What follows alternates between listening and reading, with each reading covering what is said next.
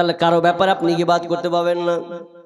গীবাত, পরনিন্দা, পরচর্চা করা, চুগলখড়ি করা এত ভয়াবহ জটিল একটা পাপ, যেই পাপ যদি আপনি জীবনে করেছেন তো আপনার কোনোদিন ক্ষমা হবে না যদি আপনি তার কাছে না নিয়ে যান। চলুন আপনাকে আমি একটা একটা করে হাদিস বলবো। গীবাত কত ভয়াবহ কঠিন পাপ। বিশ্বনবী সাহাবীদেরকে প্রশ্ন করছেন, সাহাবীরা, আতাদুরুনা মাল মুফলিস, আতাদুরুনা মাল মুফলিস, ও সাহাবীরা তোমরা বলো গরিব কে, অসহায় কে, দরিদ্র কোন ব্যক্তি? সাহাবীরা উত্তর দিলেন, ফাকালু ইয়া রাসূলুল্লাহি ইন্নাল মুফলিসু ফিনা মান লা দিরহাম লাহু, যেই লোকটার টাকা পয়সা নাই, যেই লোকটার ধন সম্পদ নাই, ওই লোকটা হলো গরিব, ওই লোকটা হলো অসহায়, ওই লোকটা হলো ফকির। প্রশ্ন উত্তর। প্রশ্ন কি? সাহাবীরা, গরিব কে, অসহায় কে? আল্লাহ রাসূল সাহাবীরা বলছেন, যার টাকা নেই, যার পয়সা নেই, ও তো গরিব, এর চাই তার গরিব কে হবে? বিশ্বনবী উত্তর দিলেন, ফাকালা ইন্নাল মুফলিসা মিন উম্মতি ইয়াতি আলান নাসি ইয়াউমাল কিয়ামাতি বিসালাতিন ওয়া সিয়ামিন ওয়া যাকাতিন। বিশ্বনবী বলছেন, শোনো, অসহায় ওই ব্যক্তিটা, গরিব ওই ব্যক্তিটি, যেই লোকটা কিয়ামতের ময়দানে নামাজ নিয়ে উঠবে, রোজা নিয়ে উঠবে, দান সাদকা নিয়ে উঠবে, যাকাত নিয়ে উঠবে, বিভিন্ন আমল সে নিয়ে উঠবে, ভালো ভালো আমল নিয়ে উঠবে। কিন্তু আমল ওঠার পর সে এমন ভাবে উঠবে, কাউকে গালি দিয়েছে, কাউকে অন্যায়ভাবে মেরেছে, কারো অপবাদ, কারো গীবাত করেছে, কারো অপবাদ করেছে, এক কথায় চুগলখড়ি করেছে, কাউকে অন্যায়ভাবে মেরেছে, কাউকে অন্যায়ভাবে কতাল করে দিয়েছে, কারো জমিকে আত্মসাৎ করেছে। আর ওই সময়তে যখন বিচার ফয়সালা হবে, আল্লাহ সুবহানাহু ওয়া তাআলা ফেরেশতাদেরকে বলবেন, দেখ অনেক পাওনাদার দাঁড়িয়ে আছে, যাকে মেরেছে সে দাঁড়িয়ে আছে, যাকে খুন করেছে সে দাঁড়িয়ে আছে, যার টাকা মেরেছে সে দাঁড়িয়ে আছে। এক কথায় অনেক পাওনাদার দাঁড়িয়ে আছে, গীবতকারীরা দাঁড়িয়ে, গীবত যার করেছে সে দাঁড়িয়ে আছে। এমন সময় আল্লাহ তাআলা ফেরেশতাদেরকে বলবেন, দেখো এক কাজ করো, যে লোকটা নামাজ পড়েছে আর লোকের নিন্দা করে বেড়ালছে, ওর নামাজের নেকিটা ওই লোকটাকে দিয়ে দাও। ভালো করে শুনবেন, ওই লোকটাকে দিয়ে দাও। যখন নামাজের নেকিটা যার গীবত আপনি করেছেন তাকে দিয়ে দেওয়া হবে। কাউকে আপনি মেরেছেন, বলবে ওর যাকাতের নেকিটা, দানের নেকিটা ওকে দিয়ে দাও, দিয়ে দেওয়া হবে। আল্লাহ সুবহানাহু ওয়া তাআলা এইভাবে একটা ফয়সালা করবেন। তখন ফেরেশতারা সেই রকম ভাবে ফয়সালা করবেন। তো করতে করতে করতে এমন সময় নামাজি ব্যক্তির, দানশীল ব্যক্তির আর একটাও যেন নেকি নাই, সমস্ত নেকি যেন সব ট্রান্সফার হয়ে গেল, সমস্ত নেকি যেন সে অন্যরা নিয়ে নিল। এমন সময় ফেরেশতা বলেন, আল্লাহ আর তো আর নেকি দেখতে পাচ্ছি না, সব নেকি তো শেষ হয়ে গেল, এখন শুধু তার পাপ আর পাপ আর পাপ। আল্লাহ বলবেন, তাহলে কি পাওনাদার দাঁড়িয়ে আছে? বলছে, অনেক পাওনাদার এখনো বাকি আছে। তখন বলে, এক কাজ কর, যাদের গীবাত পরচর্চা পরনিন্দা করেছে ওদের গুনাহগুলো এবার এর ঘাড়ে চাপিয়ে দে। দেখেন, গুনাহ যখন চাপাবে, চাপাতে চাপাতে চাপাতে বিশাল পাহাড় পরিমাণ এমন গুনাহ হয়ে যাবে, শেষ পর্যায়ে ওই লোকটা আল্লাহ তাআলা বলুন ওকে জাহান্নামে দিয়ে দে। আহ, কি আশ্চর্য হাদিস! দুনিয়াতে কষ্ট করে নামাজ পড়লেন, রোজা রাখলেন, পর্দায় থাকলেন,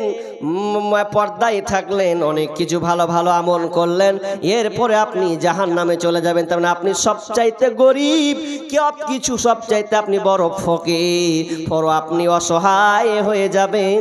সেদিন আপনার কোনো আমল সব বরবাদ হয়ে যাবে।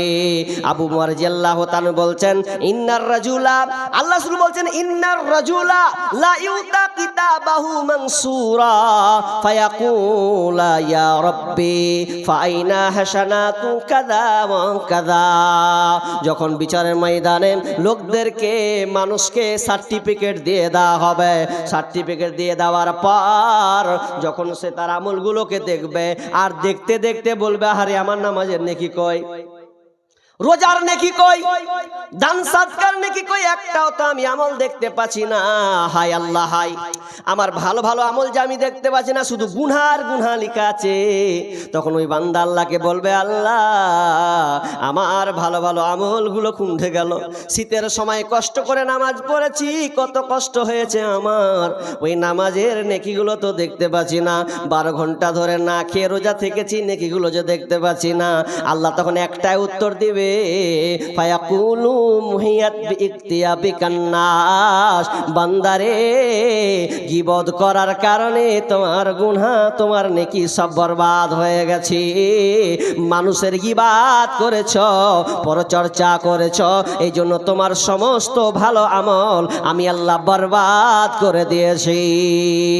আফসোস, তাহলে আপনি কেন লোকের নিন্দা করতে গেলেন, কেন আপনি লোকের গীবাত করতে গেলেন? যদি আপনি করে দেন, তার মানে আপনি নিজের পায়ে নিজে কুরহল মারলেন।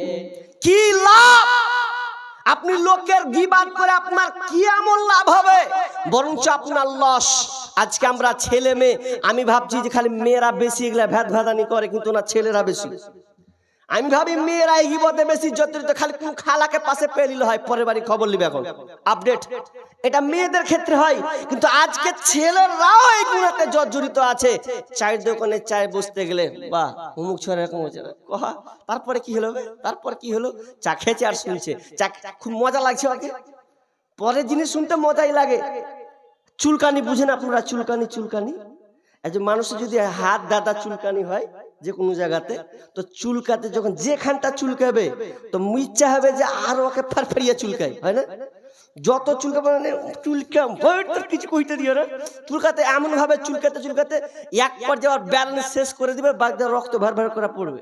আর রক্ত যখন পড়বে তখন তারপরে এমন জ্বলবে, ওর বাপ্পা হাঁটি করে দিশা পাবে না। হয় কি হয় না এরকম? চুলকাতে মজা লাগে, কিন্তু চুলকানোর পরে যে ওর ভোল্টেজ আছে, ওটা সহ্য করতে পারবে তো? জি, ঠিক তেমনি আপনি যে লোকের গীবাত করে বেড়াচ্ছেন, পরনিন্দা করে বেড়াচ্ছেন, খুব মজা লাগছে, বিচারের মাঠে থামতে পারবে তো? জি, একটাও ভালো আমল থাকবে না, সব বরবাদ হয়ে যাবে। তা আমি আপনি, যেটা আমি সাধারণভাবে বুঝি, আমি কষ্ট করে নামাজ পড়বো, রোজা রাখবো, দান সাদকা করবো, আর আমার নাকি কি বিচারের মাঠে বরবাদ হয়ে যাবে? মাথা খারাপ, দরকার নেই লোকের গীবাত করার, পরনিন্দা করার। কথা ঠিক বলছি না ভুল বলছি? কি দরকার? আমি কষ্ট করে আমি নেকি উপার্জন করবো, আর ওর লেগে আমার নেকির 12টা বাজবে। তাহলে আমি আজ থেকে স্টাফ হয়ে গেলাম, লোকের গীবাত করা আমার দরকার নাই, পরনিন্দা করা দরকার নেই। তাহলে এবার প্রশ্ন আসবে যে গীবাত কাকে বলে? গীবাত কি, এটা তো জানতে হবে। এতক্ষণ তো গীবাত করছি, তো গীবাত কোনগুলোকে বলা হয়, কোন কোয়ালিটি কত আছে? আজকের আলোচনা লম্বা হয়ে যাবে, 4-5 ঘন্টা, কিন্তু আমি একটা চ্যাপ্টার, আমি এই বিষয়টাকে 2টা চ্যাপ্টারে ভাগ করেছি, 2 ঘন্টা করে ভাগ করা আছে। এবার আমি যেটা বলতে চাচ্ছি যে গীবাত কাকে বলে, ডাইরেক্ট হাদিসের কাছে চলে যাই, হাদিসের পাতায় খুলি, তাহলে আমরা মিশকাত থেকে ভালো করে প্রমাণ পাবো। কি? عن أبي هريرة رضي الله تعالى عنه قال قال رسول الله صلى الله عليه وسلم। আবু হুরায়রা রাদিয়াল্লাহু তাআলা আনহু তিনি বর্ণনা করছেন, বিশ্বনবী সাহাবীদেরকে বলছেন, আতাদরুনা মাল গীবাহ, হে সাহাবীরা তোমরা কি জানো গীবত কাকে বলে? গীবত কাকে বলা হয় তোমাদের কি জানা আছে? সাহাবীরা বলেন ক্বালুল্লাহু ওয়া রাসূলুহু আলাম, আল্লাহ এবং তার রাসূলই ভালো জানেন গীবত কাকে বলা হয়, এই ব্যাপারে আমরা কিছুই জানি না। তখন বিষ্ণু বলছেন ক্বালা যিকরুকা আখাকা বিমা ইয়াকরাহু, তুমি তোমার ভাইয়ের এমন দোষ ত্রুটির কথাকে তুমি পড়লে, তার অনুপস্থিতিতে তুমি তোমার ভাইয়ের এমন গোপন রোগের কথা তুমি বললে, গোপন কথা বললে, এমন কিছু কথা বললে যেই কথা তোমার ভাই যদি জানতে পারে কিংবা শুনতে পায়, আর শুনতে পেয়ে যদি কষ্ট পায়, এরই নাম হলো গীবত। তুমি এমন জনার লোকের কথা বললে যে লোকটা চাই না যে ও আমার ব্যাপারে এই কথাটা বলুক, ও এটা পছন্দ করে না, আর যদি বলেন কষ্ট পাই তাহলে গীবত। তাহলে তো আমাকে উদাহরণ দিতে হবে, নাহলে আপনি বুঝবেন না ভালো করে। উদাহরণটা কি? আপনাকে এই রতুয়া ভাদুই ধরছি, এই ভাদু এলাকা, এখন এই ভাদু গ্রামে 4টা ছেলে বিদেশ গেল। বিদেশ কোথায় গেল? ধরলেন ওরা চেন্নাই গেল, কিংবা কাছে ধরছি কলকাতা গেল। 4টা ছেলে কলকাতা কাজ করতে গেছে, আপনাদের এলাকার ভাদু এলাকা, আপনাকে পাড়ার 4টা ছেলে কাজে গেছে। এখন কাজ যখন করতে গেছে তো একদিন গেল, 2 দিন গেল, 10 দিন 15 দিন যেছে তো যেতে যেতে যেতে যেতে, আচ্ছা পানি রাখি তো ভেক উঠছে খালি, কি বললাম? তো যেতে যেতে যেতে যেতে একটা বাড়িতে কাজ পেয়েছে, কাজ করছে। কাজ করতে করতে বাড়ির পাশে একটা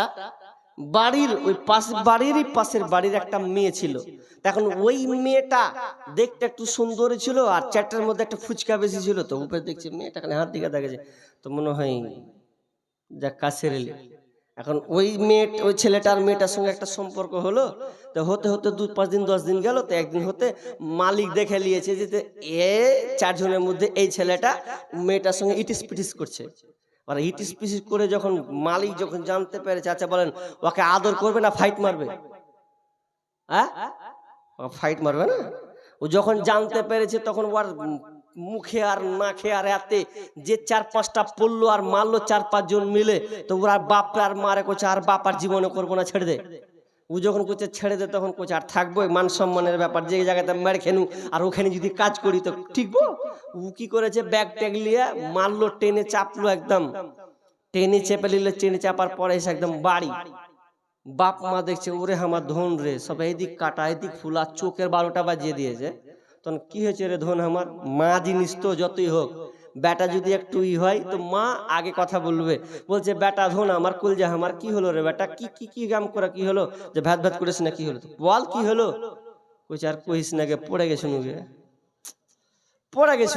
পড়ে গিয়ে এগুলো সব হাল খারাপ হয়ে গেছে। এখনো তো পেস্টিকের ব্যাপার, যদি কয় যে খেয়েছি এগুলা কাজ করেছি, লজ্জা লাগবে না? তো বলতে পারে না, ভয়ে বলবে না। ওই যে পড়ে গেছে কাজ করতে যে হালাত হয়ে গেছে। এখন আর তো কেউ জানে না গোপন কাজ করেছে কোথায়, কলকাতা। আর গ্রামের ভাদু লোকের লোক তো মানুষ জানে না। তো 2 মাস 3 মাস হয়েছে, আর ওই 3টা মাল কিন্তু ওখানে এখনো আছে। ওই 3 জন কিন্তু এখনো আসেনি। এবার যখন ও আসেনি, ওরা 3 মাস পরে এবার বাড়ি এসছে। তো বাড়ি আসার পর দেখবেন ওই মালগালা সব একটি হয় কি হয় না, একটি হবে। তার চায়ের দোকানে আর কোন দোকানে দিয়ে একদম গল্প করবে। ওই 3 জন আবার একটি হয়ে গেছে। বাকি আর 2 জনা ছিল, তো ওরা 2 জনে যুক্ত হয়ে 5 জন হয়ে গেছে। তা 5 জন হয়ে আর 2 জনা কয়েছে, হবে তোরা 4 জনা মিলে গেলি। তো 4 জনা মিলে গেলি তো সৈদুরের বেটা যে ফেরে এসে ফেরে এগুলো ফুলে মিলে আছে এরকম হলো। তো কেমন করে পড়েছিল? ঘোড়ার ডিম পড়েছিল। কে কইলে পড়েছিল? কইছে যে পড়ে গেছিল কাজ করতে, যে মাথা খারাপ, মিথ্যা কথা, পড়ে গেছিল। আকাম করেছে, ফাইট খেয়েছে, ও মেয়ার খেয়েছে, পাবলিক মেয়ার, ওই লেগে ওরকম হয়েছে। বুঝছে ছি ঠিকই নাকি? আচ্ছা বলেন তো, কাজটাও বেচারি করে দিয়েছে কোনো গোপনে, আপনার এলাকার কোনো খবর নাই। এখন 3টা ছেলে এসে খবর দিয়ে দিলে, আচ্ছা আপনি বলুন তো, যে ছেলেটা এই কাজটা করেছে শোনার পর খুশি হবে না দুঃখ পাবে? কথা বলুন। দুঃখ পাবে। আল্লাহ রাসূল বলছেন এরই নাম হলো গীবত। কেননা সাহাবীরা প্রশ্ন করেছিলেন, আল্লাহ রাসূল কলা দিখরক আকক বিমা কিলা আফারাইতা ইন কানা ফি আখি মা আকুল, যদি আমার ভাইয়ের মধ্যে স্বভাবটা পাওয়া যায়, যদি আমার ভাইয়ের এই গুণটা আমি পাই, তাহলে কি গীবাত করা হবে? বিষ্ণু বললেন ইন কানা ফিহি মা তাকুলু ফাকাদ ইকতাবতা, তুমি তোমার ভাইয়ের তুমি ভুল ত্রুটি পেয়েছো, কোনো কাজ তার খারাপ পেয়েছো, কিন্তু এই কাজটা যদি কম বলো তাহলে ওটা গীবাত করা হবে। ওয়া ইল্লাম ইয়াকুন ফিহি মা তাকুলু ফাকাদ বাহাত্তা, আর যদি তোমার ভাইয়ের মধ্যে ওই গুণটা না থাকে, ওই স্বভাবটা যদি না পাওয়া যায়, তাহলে অপবাদ দেওয়া হবে। যদি লোকটার কাছে থাকে ওই স্বভাবটা যদি হয়ে গেছে খারাপ, অন্যায় হয়েছে, তো ওটা তুমি যদি বহিঃপ্রকাশ করে বেড়াও তাহলে ওটা গীবাত হবে।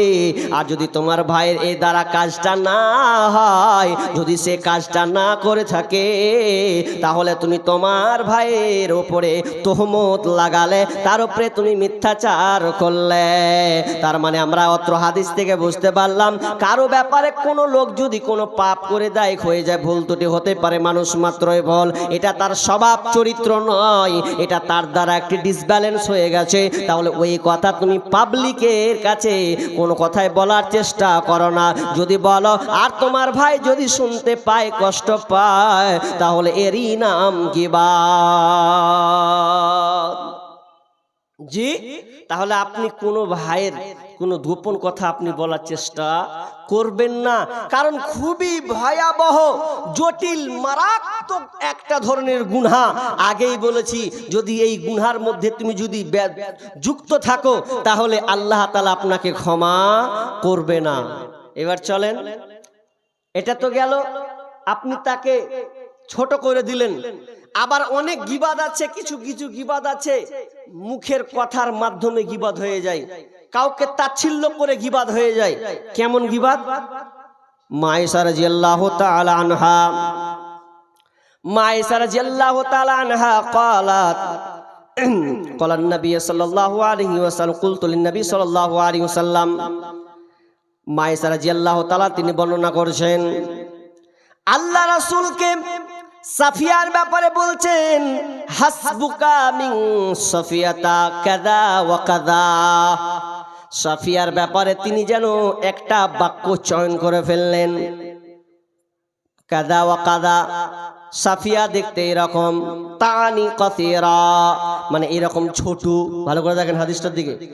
সাফিয়ার ব্যাপারে মা আয়েশা বলছেন, আল্লাহ রাসূল সাফিয়া হলো এইরকম দেখতে, তানি কাসীরা, সাফিয়া হলো এইরকম বেঠে মানে বাট্টু, শর্ট সাইজের মেয়ে।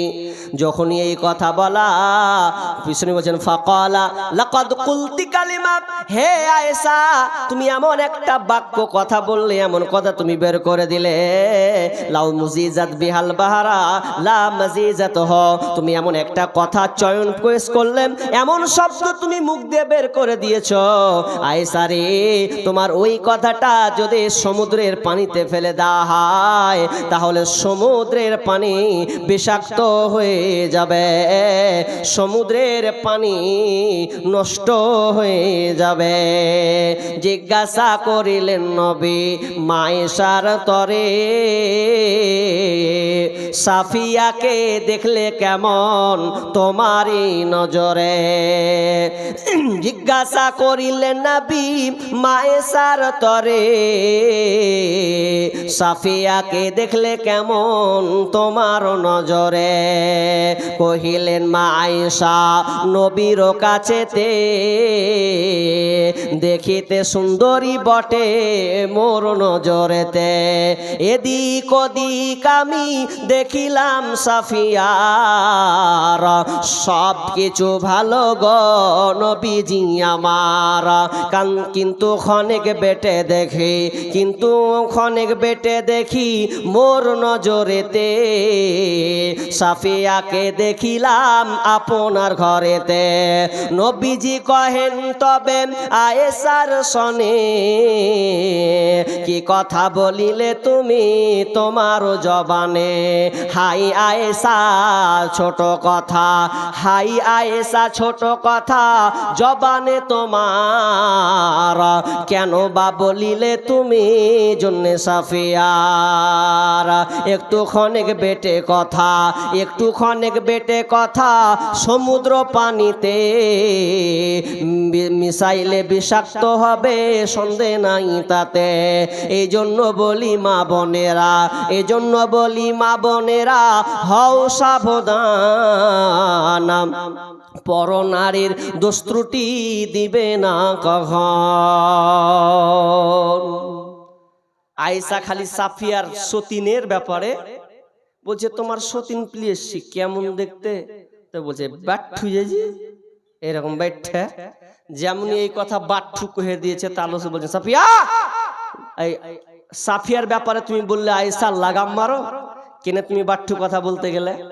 তুমি এত বড় গুনাহ করলে, শব্দটা ছোট হতে পারে, শর্ট কথাটা ছোট হতে পারে, কিন্তু ওই তোমার কথাটা যদি সমুদ্রের পানিতে ফেলে দিই তাহলে সমস্ত সমুদ্রের পানি বিষাক্ত হয়ে যাবে, বরবাদ হয়ে যাবে, তুমি এমন কথা বললে। কিন্তু আজকে বর্তমানে একটা লোক যদি একটু চোখটা একটু টেহারা করছে, টেহারা এদিকে তো ওকে টেহারা কয়ে ডাকছেন, কষ্ট যদি পাই গুনাহ গীবাত। একটা লোক পা ছোট আছে ন্যাংরা করছে, ন্যাংরা ভালো করে হাঁটরে, ন্যাংরা কহে ডাকলেন গুনাহ হবে। জি কারো যদি নাক বোচা করছে বচিলা খেত গায় না, চলবে না, যদি কষ্ট পায় গুনাহ হবে, কাবির বা বড় ধরনের গুনাহ, ক্ষমা হবে না যদি ও ক্ষমা না করে। আপনি কারো ব্যাপারে তাচ্ছিল্য করতে পাবেন না, কাউকে আপনি ছোট হিতপন্ন করতে পারেন না। কেউ যদি কালো হয় বলছে কালু সুয়েদ গায়, হবে না। জি সাবধান হতে হবে, এগুলো বলা যাবে না। আপডেট কটটি আছে 500 টাকা দোমরা দিছে জানেন ধরতে না পারে। হ্যাঁ জি 500 টাকা কত 400 আর দুটা 50, মাশাআল্লাহ। আল্লাহুম্মা সাল্লি আলাইহি আল্লাহুম্মা বারিক আলা হায়াকা লা বারাকাল্লাহ। যাক বাপজি 500 টাকা দিয়েছেন, ইনশাআল্লাহ কালেকশন করব। জি একটু ধৈর্য ধরেন, একটু ধৈর্য ধরেন, আর দু একটা হাদিস বলি। জি কি বললাম, যে আপনি কারো ব্যাপারে কারো শরীর নিয়ে আপনি ব্যঙ্গ করবেন না, কার চোখ ছোট, কার নোক নাক মানে মিহি, কার বোচা, কার চ্যাপটা, এগুলো আপনি মুখ দিয়ে বের করতে পারেন না, পারেন না। আজকে আমরা এমন ভাবে মানুষকে তাচ্ছিল্য করি, তার অঙ্গকে নিয়ে আমরা ব্যঙ্গ করি, আর ব্যঙ্গ করার পর যদি ওই ছেলেটা কিংবা ওই মেয়েটা আপনার বোনটা যদি কষ্ট পায় তাহলে আপনি বড় ধরনের গুনাহ করেছেন। জি কাউকে আপনি তাচ্ছিল্য করবেন না, এটা থেকে বেঁচে থাকতে হবে। কত বড় ভয়াবহ জানেন, কত বড় গুনাহ। ইব্রাহিম বিন আদহাম একটা দাওয়াত পেয়েছেন, দাওয়াত। তো দাওয়াত যখন পেয়েছে তো 8-10টা লোককে দাওয়াত দিয়েছে, ইনভাইট করেছে। তো দাওয়াত দিতে গিয়ে সবাই চলে গেছে, মানে একজন আসতে পারেনি। সবার পাতা পড়ে গেছে, থালা পড়ে গেছে, খাবার দিবে তো এমন সময় মেজবান করছে করে আর একজনকে যে দাওয়াত দিয়েছি নিমন্ত্রণ করছে, ও ফের কই, ওই লোকটা ফের কই। তো এই বলতে বলতে বলছে ওই লোকটা কই, তখন তার মধ্যে একজনা কইছে কেমন করে আসবে, ও তো মোটা, ওই লেগা হাঁটতে পারে না, ওই লেগা লেট হয়েছে, এরকম একটা কথা বলে দিয়েছে। যেমনি এমন কথা বলা, যেমনি বলেছে মোটার লেগাও হাঁটতে পারে না, লেট করে আসছে, যেমন এই কথা বলেছে ইব্রাহিম বিন আদহাম সঙ্গে সঙ্গে থালাটাকে ছেড়ে দিয়ে ওপরে উঠে গেছেন। এমন ভাবে একটা লাফ দিয়ে উঠেছেন, লাফ দিয়ে সঙ্গে সঙ্গে বলছেন, আর নিজের পেটকে ধরে নিজে পেটটাকে বলছে ওরে আমার পেট দেখ, তোর কারণে লোকের নিন্দা শুনতে হলো, লোকের অপমান গিবাদের ব্যাপারে গিবাদ শুনতে হলো। আচ্ছা তুই যদি অনাহারে না থাকতিস, তুই যদি ক্ষুধার্ত না থাকতিস, তাহলে আজকে আমি এই বাড়ির দাওয়াত কবুল করতাম না। কিন্তু তোর কারণে আজকে আমাকে লোকের গিবাত শুনতে হলো রে, লোকের ব্যাপারে ঠাট্টা বিদ্রুপ আমাকে শুনতে হলো। ইব্রাহিম বিন আদহাম আর এক মুহূর্ত দাওয়াতে থাকলেন না, ওখান থেকে সঙ্গে সঙ্গে বের হয়ে আপন বাড়ির দিকে যেন তিনি চলে গেলেন। তার মানে বোঝা যাচ্ছে, কেউ যদি আপনার দোকানের সামনে আপনার বাড়ির কাছে এসে কারো ব্যাপারে সমালোচনা করে, কোনো কিছু নিয়ে সমালোচনা করে, বলার চেষ্টা করে, খবরদার ওখানে এক সেকেন্ড আপনি থাকবেন না, যেমনি বলবে মারবেন টান। মা বোনদের একটা বদ অভ্যাস আছে, এই বাড়ির মেয়ে পরের বাড়ি যা ঢুকছে যা বলছেন খালাকে বস, উমুকের বাড়ির কথা শুনবি তো বস, আর ইও খেপির মতন বলছে বল কি হয়েছে বল। ও তখন কান খাড়া করে কইছে কহা কইছে ও এরকম করে দিলে ছি ছি ছি, নিজেরটার দিকে তাকাও। তুমি কেন লোকের কথা শুনতে গেলে? ভালো মেয়ে ওরা, ভালো নারী হলো ওরা। কোনো মেয়ে যদি আপনার বাড়িতে আসে উমুকের খবর দিতে আসে, সোজা বলুন হট, বাড়ি থেকে বেরিয়ে যান। খবরদার, লোক কি করলো না করলো আমার শোনার দরকার নাই, বরং তুমি যদি আলোচনা করো তো ভালো, সমালোচনা করতে এখানে এসে বসিও না। বরং তুমি গুনাহ কামাবা আর আমাকে নিয়ে গুনাহ কামাবা, অত বোকা মেয়ে আমি নয়। যদি খালা ও আমার মাসি যদি আমার বাড়িতে আসো তো তুমি ভালো কিছু কথা বলো, কল্যাণময় কিছু কথা বলো। খবরদার, লোকের সমালোচনা আমার বাড়িতে চলবে না। এভাবে প্রতিবাদ করতে হবে। তাহলে একদিন ঠেকা মারবেন তো বলবেন যে বুবুকার পান্নু না ওর বাড়ি, আর আপনার বাড়ি চাপবে না, ওই যে ওয়াকার পারলাম না মানে ওর বাড়ি আর চাপবো না। জি, অনেক মেয়ে খাসলত খারাপ আছে, অনেক নারী আছে, এর কথা ওয়াকে লাগে, ওর কথা ওয়াকে লাগে, তো ওর 12টা সংসারে 12টা বাজিয়ে দেবে। জি, আর নিজের বেলা খবর নাই, নিজের সংসারে ঠিক মতন মানে হাল মানে ঠিক নেই, আর লোকের সংসার ঝুড়ে বেড়াচ্ছে কে কি করছে। অতএব এগুলো থেকে বেঁচে থাকতে হবে। আর ছোট্ট করে আর একটা হাদিস বলছি, হাদিসটা ভালো করে শুনবেন, মন দিয়ে শোনা লাগবে। জি, আব্দুল্লাহ ইবনে আব্বাস রাদিয়াল্লাহু তাআলা তিনি বর্ণনা করছেন, আল্লাহ বলেন ফাকালা বিকবরাইনি ফাকালা ইন্নাহুমা লা ইওয়াদ্দাবান। বুখারীর হাদিস পড়ছি, ওয়ামা ইওয়াদ্দাবানি ফি কাবীরিন আম্মা আহাদুহুমা ফাকানা লা ইস্তাতিরু মিনাল বাউল। ভালো করে হাদিসটা শুনবেন। আল্লাহ রাসূল বলছেন যে আমি দুটা কবরে, বিকবরাইনি ফাকালা, দুইটা কবরের পাশ দিয়ে যাচ্ছি। দুইটা কবর আছে, তো দুইটা কবরের আমি পাশ দিয়ে চলে যাচ্ছি। তো ইন্নাহুমা লা ইওয়াদ্দাবান, তো দুইটা কবরে আযাব হচ্ছে, শাস্তি হচ্ছে। ওয়ামা ইওয়াদ্দাবানি, কিন্তু ওয়ামা ইওয়াদ্দাবানি ফি কাবীরিন, বড় কোনো গুনার লেগে লয়, বড় কোনো যে পাপ করেছে তার লেগে লয়, দুইটা গুনাহ করেছে, আর ওই দুইটা গুনাহ করার লেগে কবরে খুব শাস্তি হচ্ছে। তো দুইটা কবরে দুই রকম আযাব, একটা কবরে একটা পাপের লেগে আযাব, দ্বিতীয় কবরে অন্য পাপের জন্য আযাব। তাহলে আরেকটা প্রথম কবরে যে আযাবটা হচ্ছে কি কারণে, ফাকানা কাবি আম্মাহাদুল ফাকানা লা ইস্তাতিরু মিনাল বাউল। প্রথম নম্বর যে কবরে আযাব হচ্ছে, এটা কবরের আযাব এই জন্য হচ্ছে যে লোকটা পেশাব করার সময় নিজেকে কন্ট্রোল করতো না, পেশাব করার সময় নিজেকে কন্ট্রোল করতো না, নিজেকে খেয়াল রাখতো না যে পেশাব কিভাবে করতে হবে। এক কথায় পেশাব করার সময় তার ছুটে যেত কিংবা নাপাক হয়ে যেত, এই জন্য কবর তাকে শাস্তি দিচ্ছে। এক নম্বর শাস্তি কবরে হচ্ছে কিসের কারণে, যে লোকটা যখন পেশাব করত তো পেশাব করার সময় সে নিজে কন্ট্রোল করত না, এই জন্য তার কবরে শাস্তি হচ্ছে। তার মানে কবর এত ভয়ঙ্কর জায়গা, সামান্য মানুষ পেশাব করার সময় যদি আপনি তরিকা অনুযায়ী পেশাব না করে, রুলস অনুযায়ী যদি আপনি পেশাব না করেন, তাহলে আপনার কবরে শাস্তি শুরু হয়ে যাবে। আল্লাহ রাসূল বলছেন আযাব হচ্ছে কিসের লেগে, বলছে পেশাব কন্ট্রোল করতো না, কিভাবে করতে হয় ঠিক মতন খেয়াল রাখতো না, ওই জন্য কবরে শাস্তি হচ্ছে। আপনি দেখুন, এটাকে ছোট মনে করিয়েন না, পেশাব করাটাকে ছোট মনে করিয়েন না।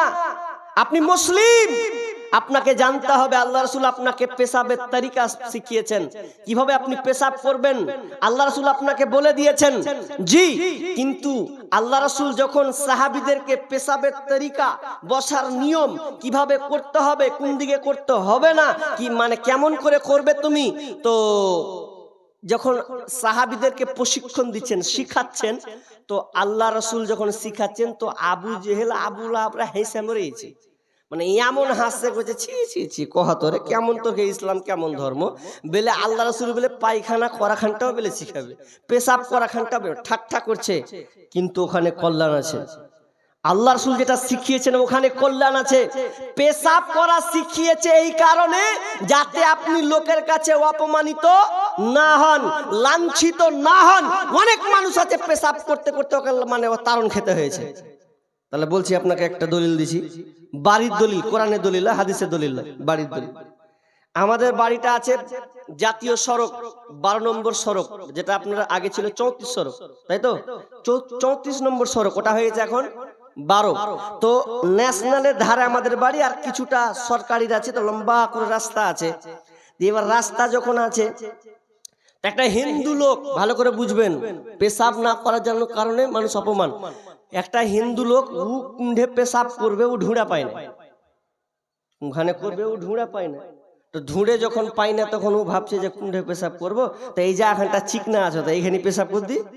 আর হিন্দুরা বসে করে না, দাঁড়িয়ে করে, দাঁড়িয়ে করে। আর যারা ভালো সাধু ওরা কিন্তু বসে করে, আমি দেখেছি আমাদের এলাকার কিছু হিন্দু আছে, ওনারা বসে করে, আবার পানিও লেগে, পানিও খরচ করে। তো ওই লোকটা বাইকটাকে খাড়ো করে দিয়ে এঁকেছে বাড়িখানটা বাম্পার চিকনে পেয়ে, ভালোই পেয়েছি, জায়গা সুন্দর, তো এখানে পেশাব করে দিই।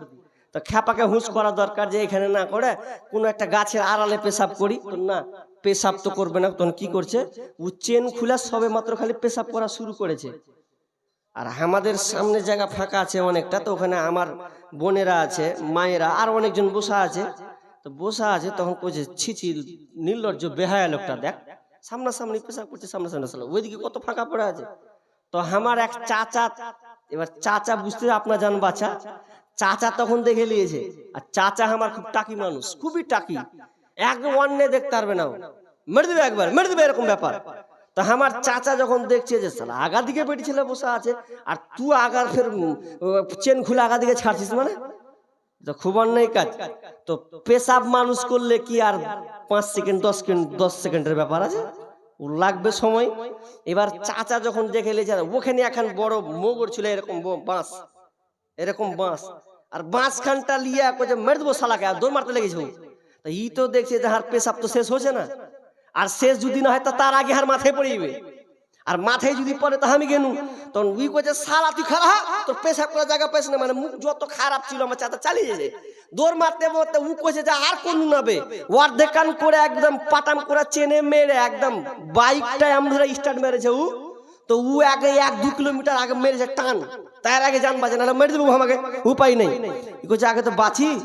তো উ যে তারণটা খেলে, তো তারণ খাওয়ার কারণ কি, ও যদি নিয়ম জানতো তাহলে কেউ তারণটা খেতে হতো ওকে? জি, কোনখানে করতে হয়, কোন আড়ালে করতে হয়, তো তারণ খেতে হতো না। বেচারি কি যে করেছে আল্লাহ ভালো জানে। তো এই হয়ে গেছে অবস্থা।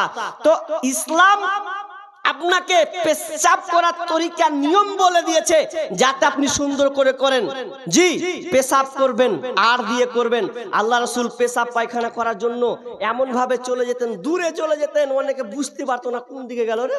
জি, আর আজকে আমাদের পেশাব রাস্তার ধারি করে দিচ্ছি, কে হাঁটছে না হাঁটছে। ছেলে মেয়ে দাঁড়িয়ে, ছেলেরা এখন দেখছি দাঁড়িয়ে দাঁড়িয়ে পেশাব করছে, ওয়াকে গল্প করছে, ওয়াকে গল্প করছে, কত দূরে নেবে আর তুই কত দূরে নেবে, দুই না মিলে গল্প করছে, খাড়ে খাড়ে পেশাব করছে। এগুলা কোন ইসলামী নিয়ম হলো? লজ্জাবোধ বলে কিছু নাই। জি, খবরদার, পেশাব করতে শিখুন, পেশাব করতে শিখুন, খালি পেশাব করে দিলে হয় না। পেশাব করার নিয়ম জানতে হবে। শুকনো জায়গা না, কোটা নরম জায়গা, ছিটা পড়ে যাবে কাপড়ে, এদিকে আপনাকে সাবধান অবলম্বন করতে হবে। পশ্চিমমুখী হয়ে পেশাব করবেন না, কোন দিকে পশ্চিম আছে আর আপনি সোজা ছেড়ে দিচ্ছেন, জি না, আপনাকে দিক নির্ণয় করে পেশাব করতে হবে। এগুলো অনেক দলিল আছে, তো আমি ওগুলো বলছি না। তাহলে কবরে যে শাস্তি হচ্ছে, প্রথম শাস্তিটা এই কারণে হচ্ছে যে লোকটা পেশাব করতো ঠিকই, কিন্তু পেশাব করার সময় নিজেকে কন্ট্রোল করতো না, হয়তো তার ছিটা চলে যেত কাপড়ে। এই জন্য বিশ্বনবী বললেন প্রথম নম্বরে কবরের শাস্তি হওয়ার কারণ হলো ওই লোকটা ঠিক মতন পেশাব করার সময় নিজেকে সে কন্ট্রোল করে রাখতে পারতো না। এক কথায় সে হয়তো নাপাক হয়ে যেত, কাপড়ে ছিটা যেন লেগে যেত। এই জন্য সে তার কবরের আযাব হচ্ছে ফাকানা লা ইস্তাতিরু মিনাল বল ওয়া আম্মাল আখারু ফাকানা ইয়ামসি বিন নামিমা। 2 নম্বরে কবরে শাস্তি হচ্ছে ওই লোকটা, যেই লোকটা দুনিয়াতে চুগলখড়ি করে বেড়াতো, এর কথা ওকে লাগাতো, ওর কথা ওকে লাগাতো, লাগিয়ে দুবাইয়ের দ্বন্দ্ব সে লাগিয়ে দিত, দুটা একটা সংসারকে 6খানা 8 টুকরা করে দিত। এই ধরনের লোক এই চুগলখড়ি করার কারণে ওই লোকটার কবরে শাস্তি হচ্ছে। যে খবরদার মা বোন ভাই বন্ধু বাবজি, গিবাদে জর্জরিত হবেন না, গিবাদ থেকে বাঁচার চেষ্টা করুন। আজকে আমরা মাস্টার, প্রফেসর, ইঞ্জিনিয়ার, আলেম ওলামা পর্যন্ত এই পাপের লিস্টে আমরা অনেকে চলে গেছি। জি, কারো সমালোচনা নয়, আলোচনা করুন, পরামর্শ দিন, বুঝান, গোপনে ডাকুন, অন্যায় করেছিস ভাই আর করিস না। জি, তাহলে দেখবেন, কারণ কোনো মানুষ কখন ভালো হয়ে যায় বলার কিছু নাই। লোক কাটতে লেগেছেন, অনেক কমে গেছেন, 12টার কাটা ঘড়ি ঢুকতে লেগেছে। তো আমি আপনাকে বলছি, এটা মসজিদের জালসা, হ্যান্ডবিলটা এখানে একটাও নেই। মসজিদের জালসা হ্যান্ডবিল আছে নেই? ওই কি বললাম যে এটা মসজিদের জালসা, অতএব মসজিদের যখন জালসা তো আপনারা মাহরুম হবেন না। আমি একজন মুসাফির মানুষ, তো মুসাফিরের জন্য, আমি যেহেতু মুসাফির মানুষ, এই জন্য আমি আপনাদের বলতে চাচ্ছি, আপনারা অবগত আছেন মা বোন, আপনারা জানেন এটা মসজিদের জন্য জালসা, আর মসজিদ হলো আল্লাহর ঘর। আল্লাহ রাসূল বলছেন আহাব্বুল বিলাদি, আল্লাহ রাসূল বলছেন আহাব্বুল বিলাদি ইলাল্লাহি মাসাজিদুহা ওয়া আবগাদুল বিলাদি ইলাল্লাহি আসওয়াকুহা।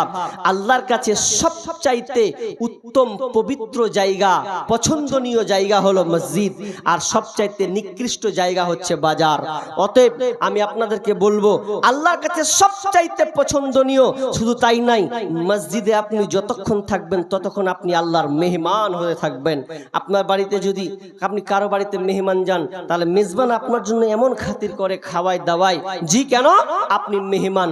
তো এটা তো দুনিয়ার মেহমান, আপনি দুনিয়া লোকের কাছে, কিন্তু মসজিদে যখন আপনি চলে যাবেন, তো মসজিদে যতক্ষণ আপনি থাকবেন, যদি বসেও থাকেন তবু আপনি আল্লাহর মেহমান, আল্লাহর বড় একজন মেহমান। অতএব তাহলে যদি আল্লাহর মেহমান মসজিদে থেকে হয়, তাহলে মসজিদটার দাম কত, মসজিদ কত বড় মহামূল্যবান একটি জায়গা, যেখানে ইবাদত ছাড়া আদার্স আর কিছু হয় না। ভাই, সেই মসজিদের উন্নতি কল্পে আপনারা আজকে আয়োজন দিয়েছেন, বিধায় অনেকে মা বোন উঠছেন যাচ্ছেন। আমি বলবো অন্তত আমাকে আর 10-15 মিনিট সময় দেন। জি, শেষ দোয়াটা অন্তত নিয়ে যাবেন। অনেক আমরা মানুষ আছি শেষ দোয়া লি না, শেষ দোয়া লি তার আগে পালিয়ে যাই, আর আধা ঘন্টা 15-20 মিনিটের জন্য আমরা কি করি, মানে মূল মাকসাদ নিয়তটাকে আমরা পাইমাল করে দিই, বরবাদ করে দিই। শেষ দোয়াটা করে যাবেন ইনশাআল্লাহ।